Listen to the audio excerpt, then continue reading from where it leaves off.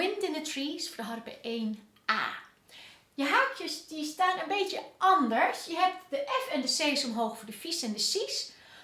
Maar dan staat er dat je de B, de E en de A, dat je daar mollen van moet maken. Dus die moet je allemaal omlaag zetten. Dus de enige haakjes die omhoog hebt staan zijn de F en de C. Dan ga je 4 vingers vanaf de hoge C omlaag zetten en je rechterhand erachteraan. Deze nootjes zien er heel zwart uit. Dat betekent dat je 4 in een tel moet spelen. Het makkelijkste is om dan te tellen 1 tenutte, 2 tenutte, 3 tenutte, 4 tenutte. Op die manier kun je makkelijk 4 nootjes uittellen in de maat. Gaat ie komen. 1, 2, 3 tenutte, 4 tenutte, 1 tenutte, 2 tenutte, 3 tenutte, 4 tenutte, 1, 2, 3, 4.